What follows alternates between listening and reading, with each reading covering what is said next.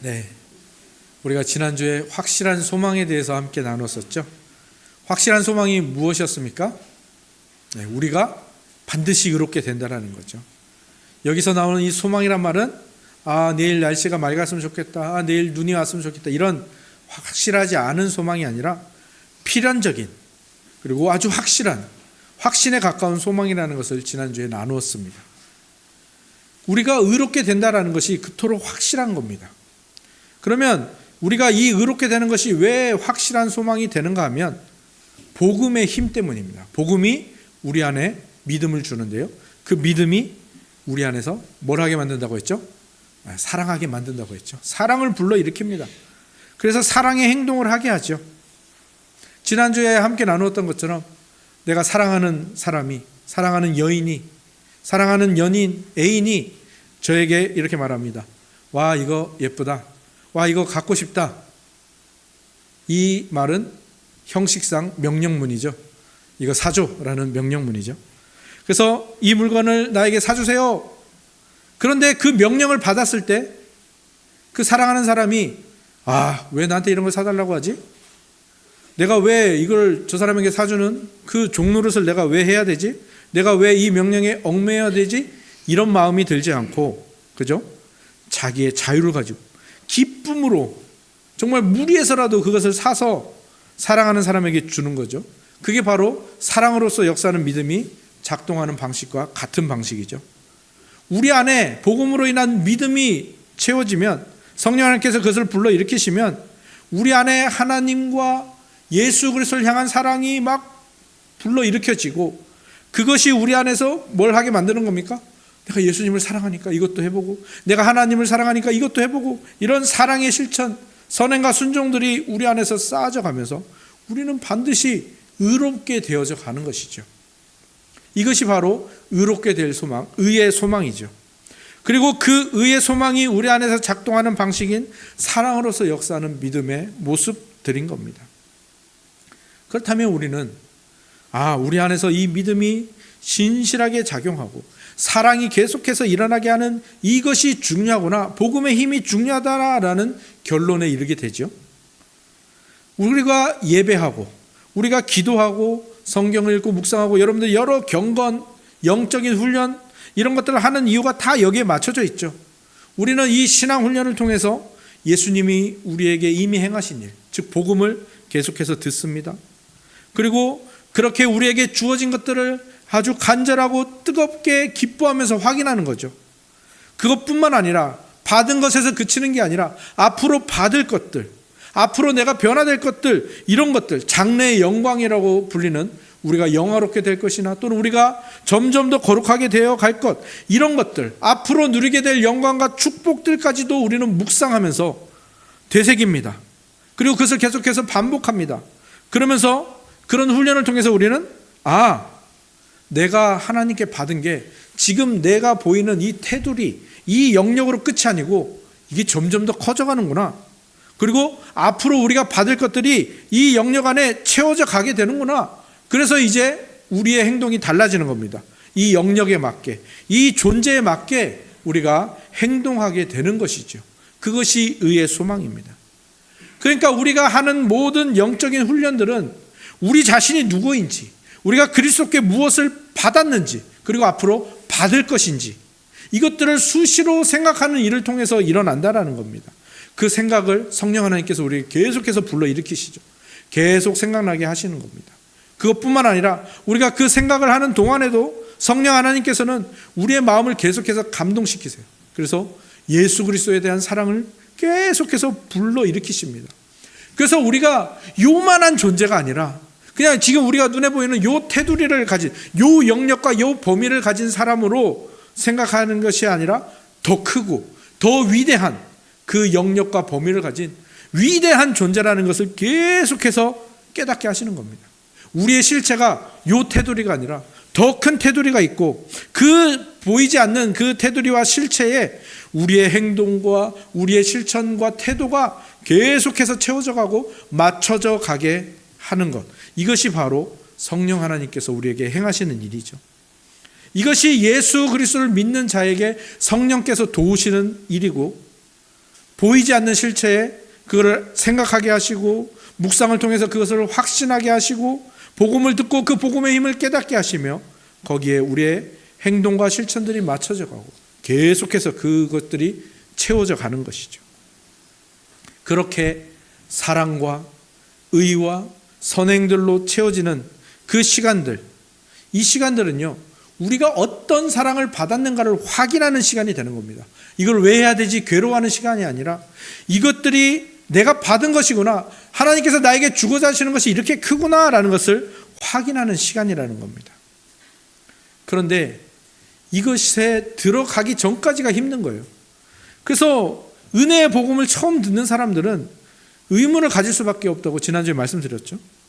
아니, 은혜 안에 있는 사람들은 율법을 지키지 못해서 정죄당할까 봐 두려워하지 않아도 되고, 실패해도 또다시 기회를 받는다고 하고, 그리스도 안에서 이미 의롭게 되었고 의롭게 될 그 확실한 소망을 받았다고, 아니 그러면 어떤 의문이 생기는 겁니까?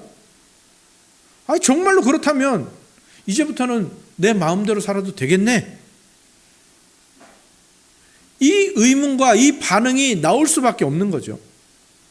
사실 은혜의 복음을 전하는 것을 망설이고 머뭇거리는 이유가 바로 여기에 있는 거죠. 저에게도 이런 머뭇거림이 있었고요. 은혜의 복음이 저 사람에게 또는 저 성도에게, 우리 지체들에게 거룩하게 살려고 하는 모든 동기를 없애버리는 것은 아닐까? 사실 기독교회가 역사적으로 계속해서 율법주의에 빠져왔던 이유가, 자신도 모르게 율법주의에 가까운 메시지를 전했던 이유가 바로 여기에 있는 거예요. 신자들을 제멋대로 두면 안 되는데, 내 마음대로 살게 두면 안 되는데, 그래서 그래 왔던 겁니다. 그리고 바로 거기에 오늘 본문의 중요성이 있는 겁니다. 오늘 본문은 그것이 아니다라고 말하고 있는 것이죠. 바울은 오늘 본문에서 무엇을 말하려고 합니까?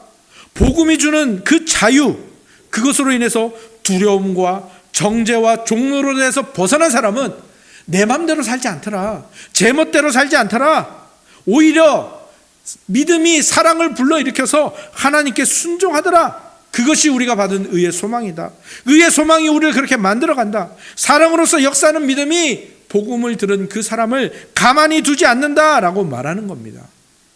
그래서 제가 은혜의 복음을 전하기 위해서 올해 계속해서 은혜의 복음을 전했잖아요. 전하려고 하기 전에 두려워했던 이유, 그리고 하지만 그럼에도 불구하고 올해 계속해서 여러분에게 은혜의 복음을 담대하게 전한 이유, 그것이 오늘 본문에서 모아지고 있는 거죠. 이 자유의 힘, 사랑으로서 역사하는 믿음, 의의 확실한 소망, 이것들을 제가 확신하기 시작한 겁니다. 이제 여기에서 복음이 주는 자유는 이제 앞으로 계속해서 살펴볼 부분입니다. 이 자유가 어떤 열매를 맺히게 하는지, 성령의 우리가 보통 9가지 열매로 알고 있는 그 부분을 통해서도 계속해서 우리가 이 자유에 대한 이야기를 계속해서 할 겁니다. 그런데 그 자유에 대한 이야기를 하기에 앞서서 오늘 우리 안에서 그 은혜의 복음에 대한 의문이 풀어져야 하고, 동시에 우리도 모르게 우리 안에서 이 사랑으로서 역사하는 믿음, 이것을 방해하는 요소가 있을 수 있는 거예요. 아니, 반드시 있습니다.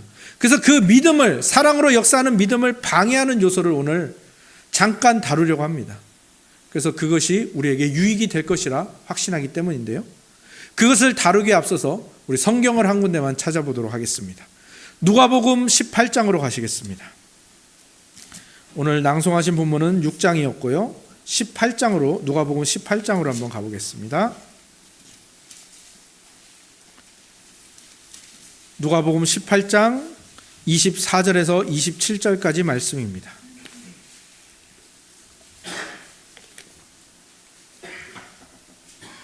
신약성경 127면 누가복음 18장 24절에서 27절까지 말씀입니다. 우리 한 목소리로 읽도록 하겠습니다. 시작. 예수께서 그를 보시고 이르시되 재물이 있는 자는 하나님의 나라에 들어가기가 얼마나 어려운지, 낙타가 바늘기로 들어가는 것이 부자가 하나님의 나라에 들어가는 것보다 쉬우니라 하시니, 듣는 자들이 이르되 그런즉 누가 구원을 얻을 수 있나이까? 이르시되 무릇 사람이 할 수 없는 것을 하나님은 하실 수 있느니라. 아멘. 그리고 오늘 낭송하신 본문으로 한번 가보시죠. 누가복음 6장 20절. 앞으로 좀 가시고 누가복음 6장 20절입니다.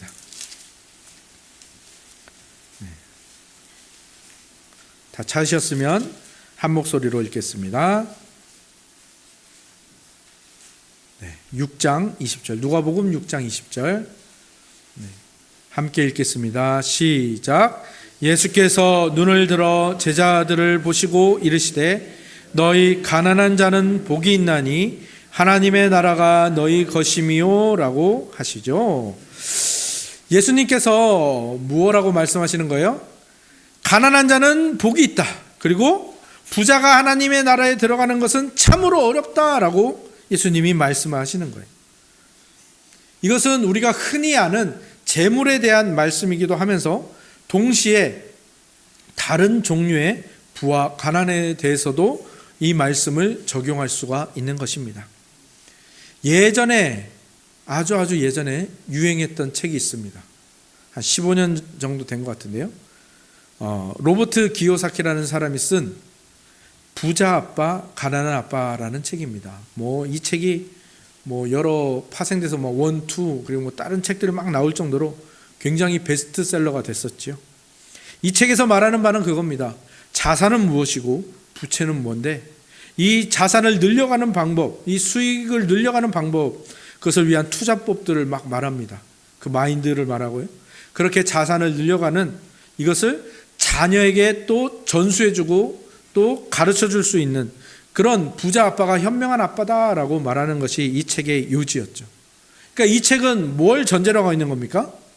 부자는 좋은 것, 가난한 것은 게으르고 악하고 멍청한 것이다 라고 말하고 있는 이 기본적인 전제를 깔고 있는 거죠.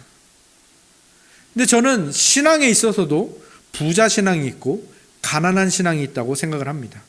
근데 세상에서는 부자를 좋은 것으로 가난한 것을 나쁜 것으로 치부하지만 신앙에 있어서는 반대입니다.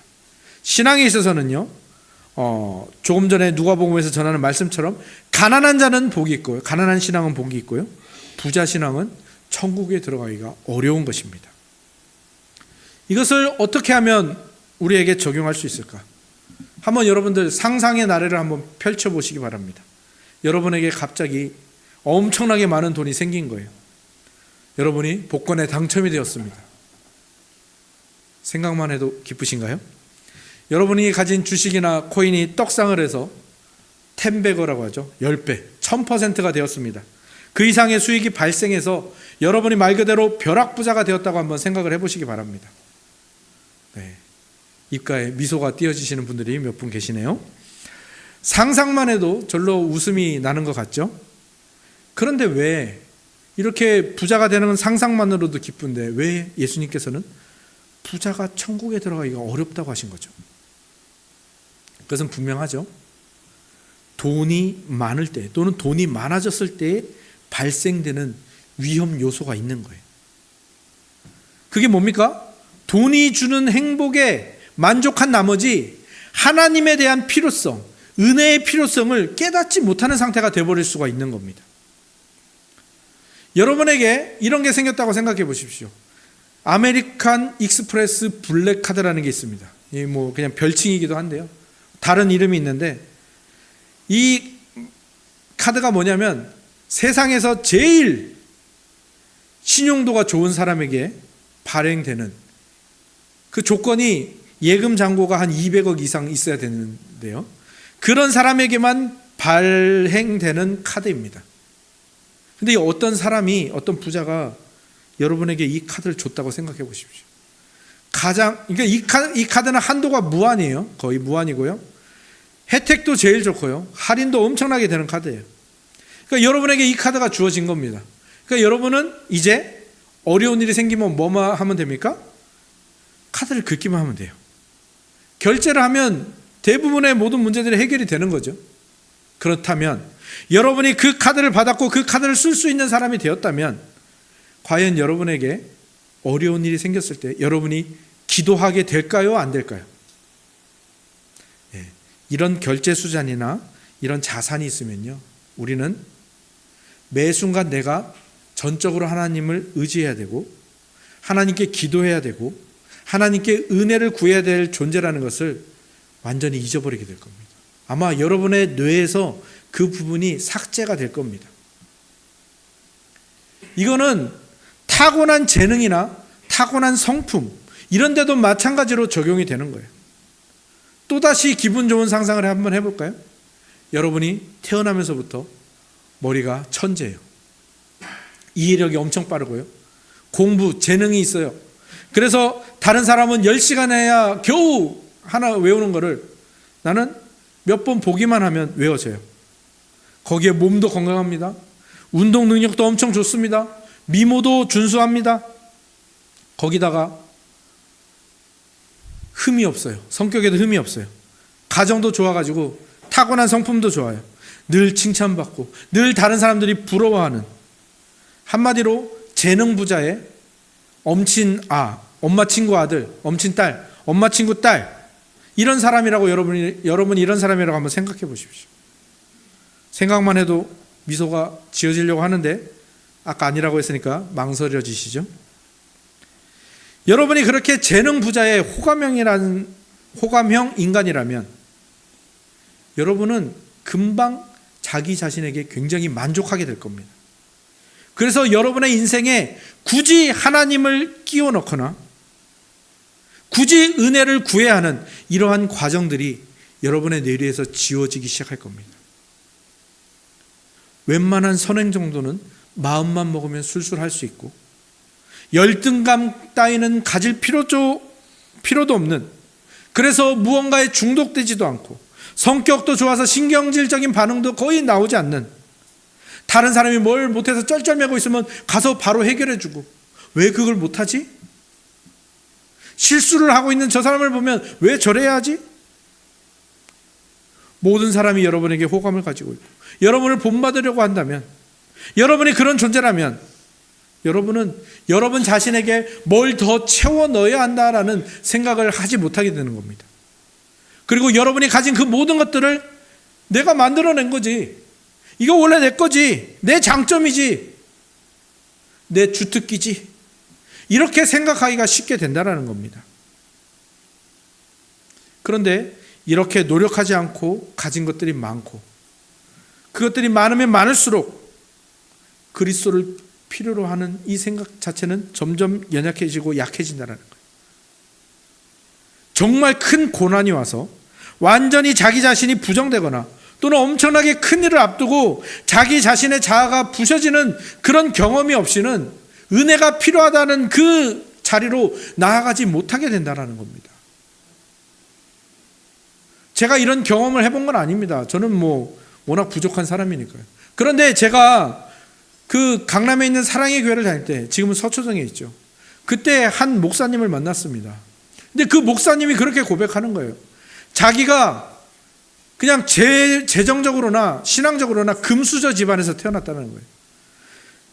어렸을 때부터 신앙교육을 너무 잘 받았고, 그래서 또 재정적으로도 어렵지 않고, 그래서 그냥 자기는 엘리트 코스를 밟아서 이 목사가 되는 과정까지도 그냥 엘리트 코스에 한 번도 어려움 없이 그 자리까지 왔다라는 거예요. 근데 그분이 거기에서 부교육자 생활을 하다가 이제 다음 단계로 나아가야 되는데 뭘 해야 될지를 모르겠다라는 거예요. 그때 그분이 고백을 하더라고요. 자기는 어떤 어려움이 닥쳤을 때, 만약에 담임 목회를 할 때 어떤 어려움이 닥쳤을 때 그거를 이길 수 있는 힘이 자기한테 없다라는 걸 느꼈다라는 거예요. 저는 그분이 엄청나게 큰 은혜를 경험했다고 생각을 하고요. 저는 그분에게 그 고백을 들었던 것이 저에게 굉장한 자산이 되었습니다. 제가 오늘 말하고자 하는 부자 신앙이 바로 이런 모습이에요. 그리고 이런 부자들은 진짜로 하나님 나라에 들어가기가 어려울 수밖에 없는 거죠. 근데 한번 깊이 생각해 보십시오. 딴 나라 이야기 같고 그냥 다른 사람들 이야기 같죠. 근데 우리에게도 이런 부분이 있을 수 있다는 거예요. 물론 우리가 모든 신앙의 부분에서 그렇게 다 잘하는 것, 그리고 모든 성격이나 신앙 이런 모두 다 잘하는 사람은 없어요. 그죠? 분명합니다. 하지만 여러분들도 어떤 부분에 있어서는 그것이 여러분 안에 너무나도 자연스럽게 자리를 잡아서 그 부분에 있어서 여러분이 너무나도 부유해서 그 부분에 있어서 가난함과 부족함을 느끼지 못하기 때문에 이 부분에 있어서 전혀 시도할 생각을 하지 못하고 있는 부분이 분명히 여러분에게도 있다라는 겁니다. 그리고 그런 부분이 있기 때문에 이렇게 하지 못하는 어떤 사람을 여러분들이 지금 정죄하고 있을 수 있다라는 사실입니다. 우리 어르신들이 나이를 먹어가면서 노쇠해지면서 어느 순간 잘 넘어지실 때가 찾아오죠. 우리 지난주에 노인대학 종강을 했는데 우리 어르신들이 엄청나게 약해지신 것을 느껴요. 제가 처음에 와서 노인대학을 만들었을 때 그때랑 지금 비교하면 엄청나게 약해지셨고요. 엄청나게 잘 넘어지세요. 왜 넘어지실까요? 어르신들이? 예전에는 몸이 이렇게 움직일 거라고 생각하고 그렇게 움직였단 말이에요. 그죠? 그런데 이제는 어떻습니까? 노쇠해지면서 몸에 힘이 떨어지고 어떤 부분에 통증이 생기고 또 어떤 부분에는 몸이 근육이 굳어요. 그래서 예전만큼 그렇게 움직이지 못하는데 예전에 하던 대로 움직이다 보니까 발이 덜 올라가서 걸리고 또 발을 잘못 뒤져서 넘어지게 되고 그렇게 어르신들이 다치시는 거 아닙니까? 어르신들만 그런가요? 우리 아이들도 그렇죠. 우리 아이들 맨날 넘어지잖아요. 맨날 다치잖아요. 맨날 부딪히잖아요. 왜 그럴까요? 우리 아이들은 자기의 영역이 어디까지인지를 몰라요. 그렇기 때문에 자기 다리 길이가 어느 정도인지 아직도 가늠하지 못하니까 더 뻗어야 되는데 덜 뻗고 덜 뻗어야 되는데 또 더 뻗어야 되는데 덜 뻗고 덜 뻗어야 되는데 더 뻗다가 보니까 넘어지고 부딪히고 다치는 겁니다. 그리고 그렇게 다치는 아이들을 보면서 우리는 뭘 느끼죠? 저렇게 다치면서 자라나는 거다라고 그렇게 커가는 거라고 말하죠. 그게 바로 우리 신앙에 일어나는 일들인 겁니다. 아이들이 다치는 이유는 계속 자라고 있기 때문입니다. 어제의 영역에 익숙해져 가지고 그렇게 움직였는데 오늘은 어제보다 조금 더 자라 있으니까 그만큼 더 어색하고 그래서 사람은 넘어지고 부딪히고 다쳐가면서 그 자기의 영역과 자기의 범위를 알아가는 겁니다. 우리 아이들은 지금 자기의 영역을 넓혀가고 거기에 익숙해져 가고 있는 것이죠. 신앙도 마찬가지입니다. 지금 우리의 모습이 전부가 아니에요. 그리고 지금 익숙한 이 모습이 우리의 전부가 아니라는 거예요. 더 커져갈 겁니다. 이게 바로 의의 소망이죠. 우리는 자라갈 겁니다. 이게 의의 확실한 소망이죠. 우리의 신앙의 영역은 지금 보이는 이 테두리가 끝이 아니라는 거예요. 이게 한계가 아닙니다. 우리는 어디까지 자라갑니까? 예수 그리스도의 장성한 분량까지 자라가게 될 겁니다. 그게 우리가 받은 의의 확실한 소망이란 말입니다. 여러분에게 주어지고 여러분에게 보장된 의의 소망이죠. 그런데 여기서 끝이 아니죠. 그것은 여러분들에게만 해당하는 이야기가 아니라 지금 여러분들이 못마땅해 하고 있는 누가 있죠. 그리고 저 사람은 예수를 저렇게 오래 믿었는데 신앙이 왜 저래? 라고 생각되는 그 사람 있죠. 그리고 저 사람은 진짜 안 변한다. 예수님도 어쩔 수 없나 봐 라고 생각하는 그 한 사람 있죠. 그 사람에게도 똑같이 해당하는 말씀이라는 겁니다. 그런 분들도 복음이 반드시 변화시킬 거고요. 그런 분에게도 하나님께서는 확실한 의의 소망을 주셨다라는 겁니다. 그리고 어쩌면 우리가 지금 누군가를 못마땅해 하고 있고 누군가를 정죄하고 있고 저 사람 진짜 안 변하네 하고 생각하고 있다면 그 부분이 나의 부자 신앙인 겁니다. 그 부분이 내가 지금 잘하지 못하고 있는 그 부분인 겁니다. 우리가 그 부분에서 부유하기 때문에 그 사람이 못마땅하게 보이는 거고 우리가 그 부분에 있어서 부자이기 때문에 그 사람을 정죄하게 되는 겁니다. 그리고 사실은 우리가 지금 거기에서 머물고 있는 거죠. 성령 하나님께서 우리를 더 키워가고 계신데 이 부분이 우리가 충분하다고 생각하니까 여기에서 지금 머물고 있고 이걸로 나는 만족해. 그리고 이거 못하는 사람 정죄하고 우리 신앙이 그렇게 가서는 안 된다라는 겁니다.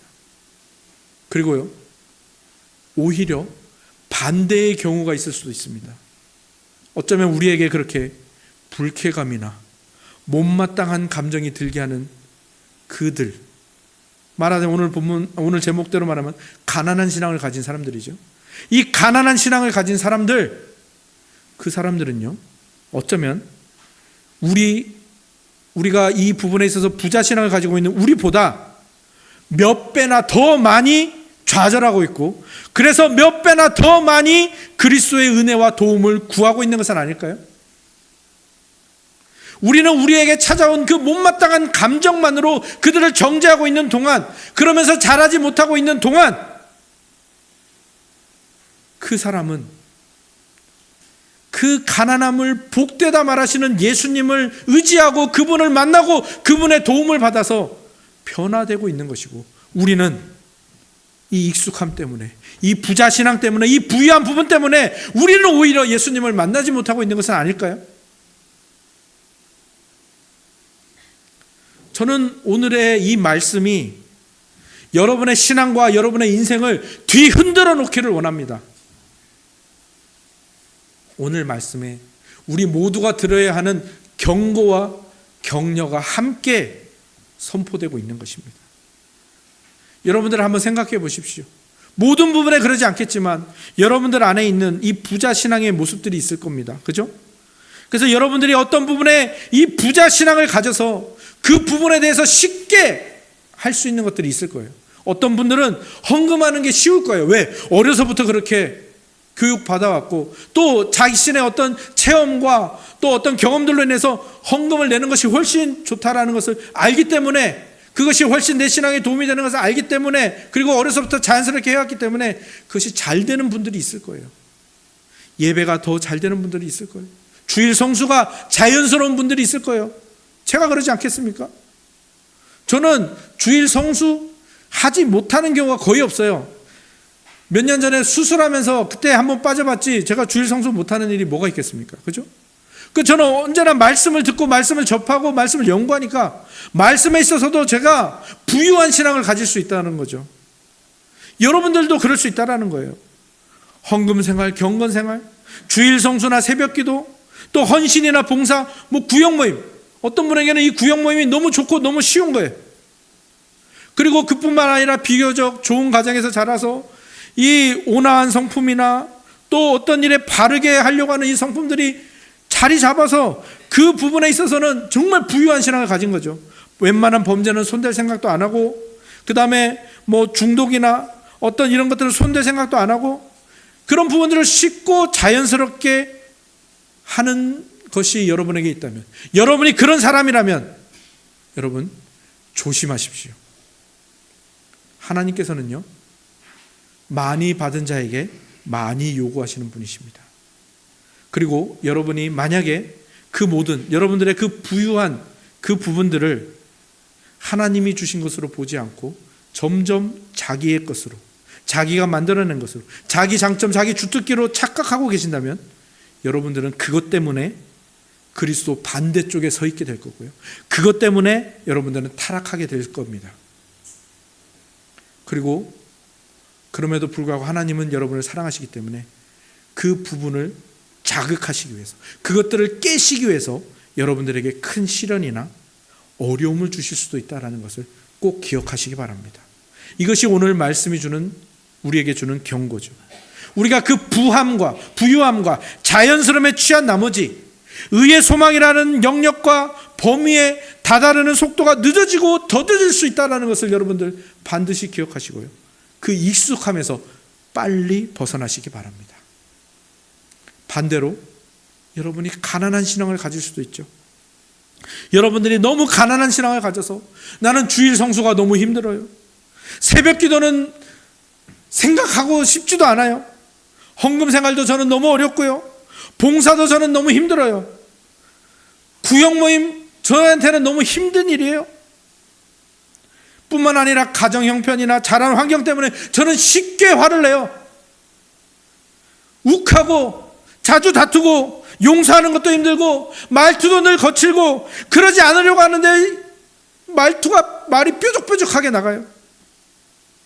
여러 가지 반복되는 죄, 그로 인해서 중독되어서 맨날 자기 자신을 정죄하고 자기를 저주하고 싶고 맨날 열등감에 시달리는 바람에 가장 친한 친구고 가장 친한 지체고 가장 사랑하는 사람인데도 떽떽거리고 있는 내 모습 때문에 못마땅해 하고 있다면, 여러분이 그런 가난한 신앙을 가졌고 어떤 부분에 있어서 여러분이 그 가난함을 가졌다면, 여러분 절망하지 마십시오. 예수 그리스도께서 그런 여러분을 복되다라고 하셨습니다. 여러분은 예수님이 축복하신 그 가난한 사람 중에 한 명인 것입니다.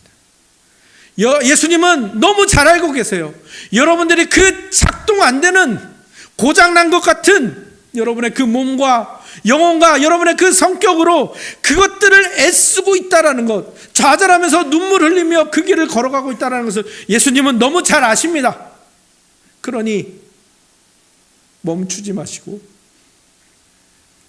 계속 그 길로 걸어가십시오. 주님의 도우심을 늘 구하십시오.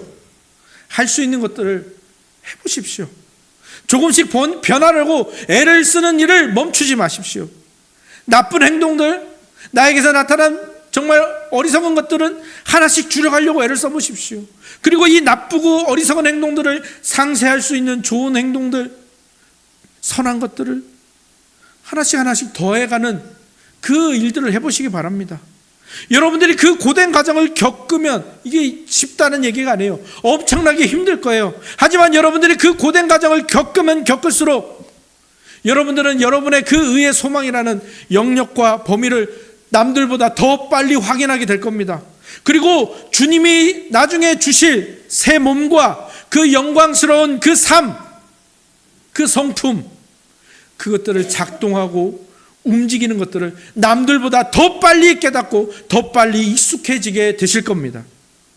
하나님이 하시고자 하는 일이 바로 이겁니다. 하나님께서는 이런 가난한 피조물들을 자신의 아들로 삼기 위해서 인간이 되셨다라는 것입니다. 하나님께서는 우리를 조금 더 낫게, 조금 더 개선시키고 조금 더 호감 있는 인간, 조금 더 좋은 사람이 되기 위해서 이 땅에 오신 게 아닙니다. 우리를 완전히 새로운 종류의 인간으로 만드시기 위해서 이 땅에 오셨고, 이 땅에서 하나님의 율법을 다 순종하시고 사람들을 사랑하셨고 하나님을 사랑하셨으며 그 사랑의 궁극적인 모습으로 십자가에서 죽으시고 또 우리의 영광을 위해서 부활하신 분이시라는 겁니다. 이제 우리는 이런 부자신앙, 가난한 신앙 이런 걸로도 분류되는 사람이 아닙니다. 우리는 하나님의 아들이고 확실한 의의 소망을 가진 존재입니다. 새로운 존재가 될 것입니다. 현재 부자신앙일 수도 있겠죠. 현재 가난한 신앙일 수도 있을 겁니다. 거기에서 머물지 마시라는 겁니다. 의의 소망이라는 더 크고 위대한 영역과 범위를 생각해 보시고 묵상하시고 그것들을 무엇으로 채워야 하는지 성령 하나님께서 여러분 안에 불러일으키는 그 믿음과 그 사랑을 가지고 그것들을 무엇으로 채울까, 그것을 고민하시는 대로 나아가시기 바랍니다. 하나님께서는 우리를 그 길로 가게 하시기 위해서 하나님이 없으면 안 될 것 같은 그 구간에 그 순간을 우리에게 허락하시기도 할 거고, 낙심하거나 절망하는 구간을 주시기도 할 거고, 또 새로운 영역을 발견하게 하심으로 기뻐하고 즐거워하며 그 한 단계 더 나아가는 그 구간으로 우리를 데려가실 수도 있고, 부자신앙 구간으로 또는 가난한 신앙 구간으로 우리를 계속해서 다양하게 우리를 인도하실 겁니다. 여러분이 어느 구간에 있든지 한 가지는 꼭 기억하시기 바랍니다. 하나님이 여러분을 엄청나게 사랑하십니다. 그리고 하나님은 예수 그리스도를 통해서 여러분을 반드시 변화시킵니다. 그것을 위해서 여러분에게 은혜의 복음을 주셨습니다. 그 은혜의 복음을 오늘도 들으셨습니다. 그 은혜의 복음을 가지고 예수 그리스도께서 주신 그 복음이 주는 사랑을 불러일으키는 믿음, 그것을 작동시키셔서 여러분 안에, 그리고 여러분이 아직 보이지 않는 그 테두리 안에, 범위 안에 더 많은 선한 것들을 채워가시고 사랑과 은혜들을 채워가시는 저와 여러분들이 다 되시기를 주님의 이름으로 축원합니다. 아멘.